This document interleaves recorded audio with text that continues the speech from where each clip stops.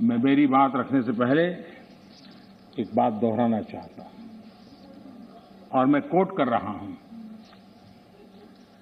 यह जानकारी बेहद हैरत में डालने वाली है कि बंगाली, मराठे, गुजराती, तमिल, आंध्र, उड़िया, असमी, कन्नड़, मलयाली, सिंधी, पंजाबी, पठान, कश्मीरी, राजपूत और हिंदुस्तानी भाषा भाषी जनता से बसा हुआ विशाल मध्य भाग कैसे सैकड़ों वर्षों से अपनी अलग पहचान बनाए हैं। इसके बावजूद इन सबके गुण दोष कमोबेश एक से हैं। इसकी जानकारी पुरानी परंपरा और अभिलेखों से मिलती है।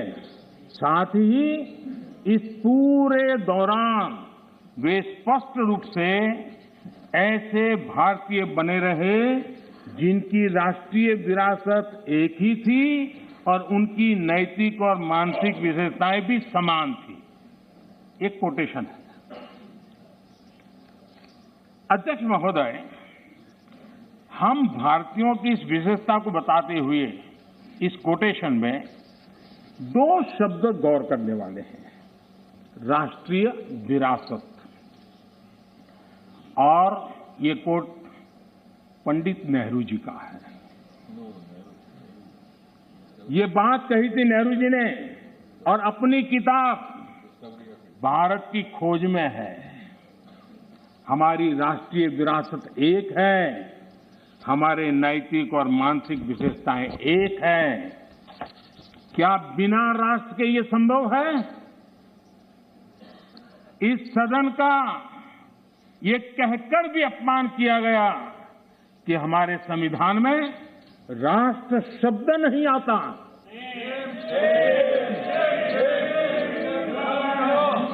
संविधान की प्रस्तावना में लिखा राष्ट्र पढ़ने में न आए, ये हो नहीं सकता है। कांग्रेस ये अपमान क्यों कर रही है? मैं इस पर विस्तार से अपनी बात रखूंगा। माननीय अध्यक्ष जी, राष्ट्र कोई सत्ता या सरकार की व्यवस्था नहीं है। माननीय अध्यक्ष जी, हमारे लिए राष्ट्र एक जीवित आत्मा है।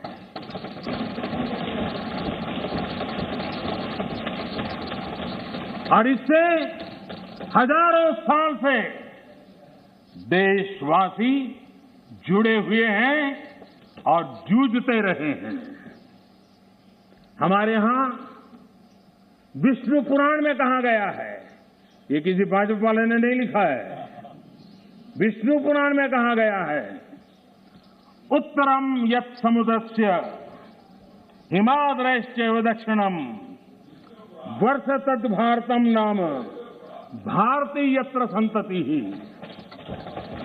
यानी समुद्र के उत्तर में और हिमालय के दक्षिण में जो देश है उसे भारत कहते हैं तथा उनकी संतानों को भारती कहते हैं।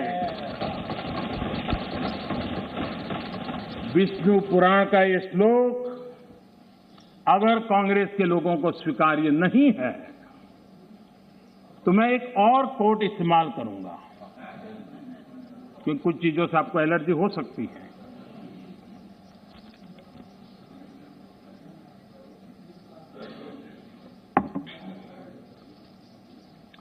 मैं कोट कह रहा हूं, एक क्षण आता है मगर इतिहास में विरल ही आता है जब हम पुराने से बाहर निकलकर नए युग में कदम रखते हैं।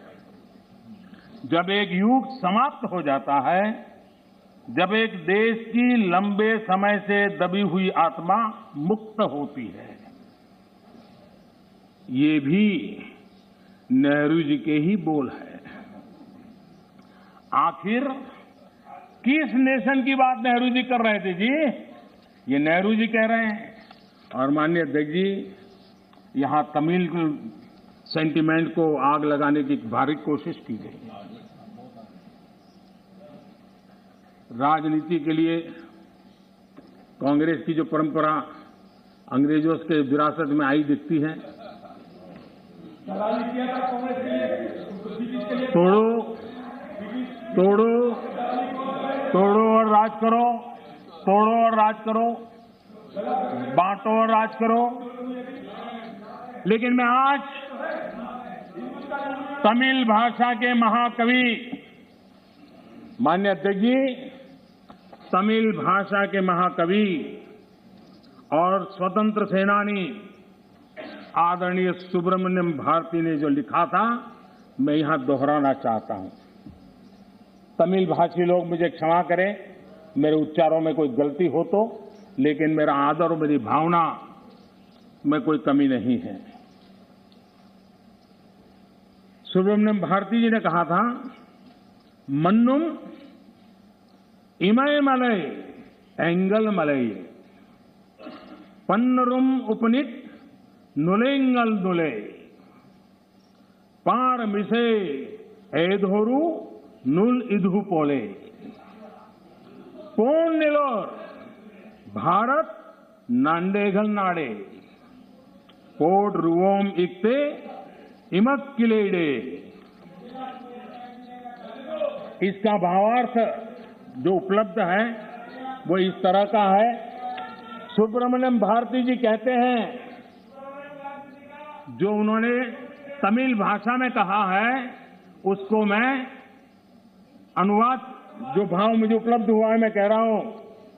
सम्मानित जो सकल विश्व में, सम्मानित जो सकल विश्व में महिमा जिनकी बहुत रही है, महिमा जिनकी बहुत रही है, अमर ग्रंथ से वे सभी हमारे, अमर ग्रंथ वे सभी हमारे, उपनिषदों का देश यही है। सुब्रमण्यम भारती कह रहे हैं, गाएंगे यस हम सब इसका, गाएंगे यस हम सब इसका, यह है स्वर्णिम देश हमारा, यह है स्वर्णिम देश हमारा। आगे कौन जगत में हमसे, आगे कौन जगत में हमसे, यह है भारत देश हमारा, यह है भारत देश हमारा। ये सुब्रमण्यम भारती जी की कविता का भाव है। ये वो संस्कृति है। और मैं आज तमिल के सब नागरिकों को सैल्यूट करना चाहूंगा।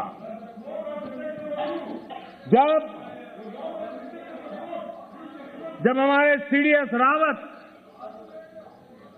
दक्षिण में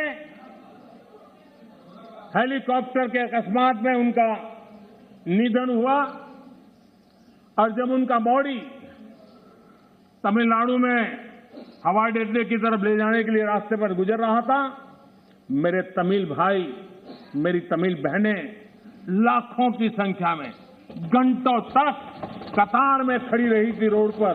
कोई सूचना नहीं, संदेश नहीं, इंतजार करते खड़ी रही थी। और जब सीडीएस रावत का बॉडी वहां से निकल रहा था, तब हर तमिलवासी गौरव के साथ हाथ ऊपर कर करके आंख में आंसू के साथ कहता था, वीर वणक्कम, वीर वणक्कम, वीर वणक्कम, ये मेरा देश है।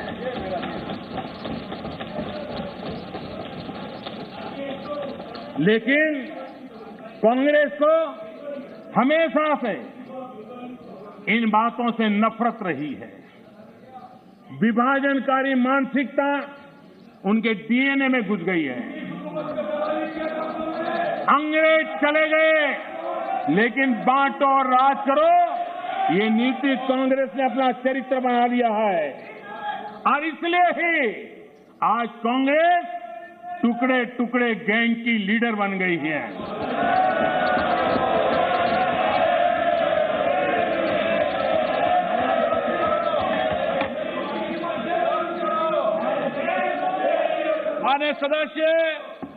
माननीय सदस्य प्लीज, मैंने सभी माननीय सदस्यों को पर्याप्त समय पर्याप्त अवसर दिया था। जब सदन के नेता बोल रहे हैं ये अप्रयाजित आचरण आपका ठीक नहीं है, ये सदन की गरिमा नहीं है। जो लोकतंत्र की प्रक्रिया से हमें रोक नहीं पा रहे हैं वो यहां अनुशासनहीनता करके हमें रोकने की कोशिश कर रहे हैं, लेकिन इसमें भी विफलता मिलेगी, इसमें भी विफलता मिलेगी। माननीय अध्यक्ष महोदय, कांग्रेस पार्टी का सत्ता में आने की इच्छा खत्म हो चुकी है, लेकिन जब कुछ मिलने वाला नहीं है तो कम से कम बिगाड़ तो दो। ये फिलॉसफी पर आज निराशावादी, लेकिन उस मोह में बर्बाद कर करके छोड़ेंगे, इस मोह में देश में वो बीज बो रहे हैं जो अलगाव की जड़ों को मजबूत करने वाले हैं।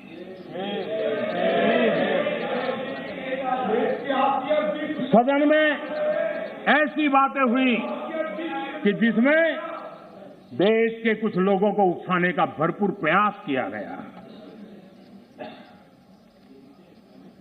अगर पिछले 7 साल से कांग्रेस के हर कारनामे, हर गतिविधि उसको बारीकी से देखेंगे तो हर चीज को अगर धागे में बांध करके देखेंगे तो इनका गेम प्लान क्या है वो बिल्कुल समझ में आता है, और वो ही मैं आज उनका खुला कर रहा हूं। माननीय अध्यक्ष जी, आपका गेम प्लान कोई भी हो,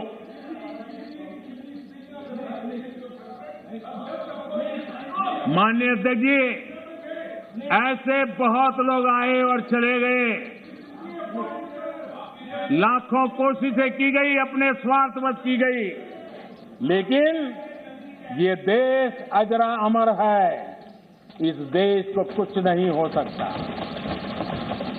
आने वालों को, इस प्रकार की कोशिश करने वालों को हमेशा कुछ न कुछ गंवाना पड़ा है। ये देश एक था, श्रेष्ठ था।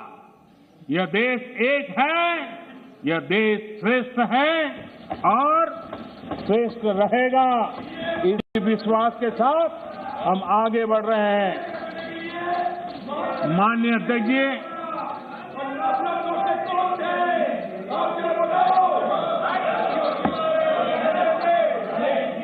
माननीय अध्यक्ष जी,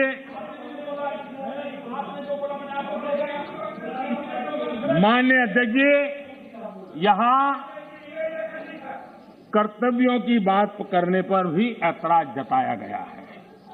उससे भी कुछ लोगों को पीड़ा हुई है कि देश का प्रधानमंत्री कर्तव्य की बात क्यों करता है, कर्तव्य की चर्चा हो रही है।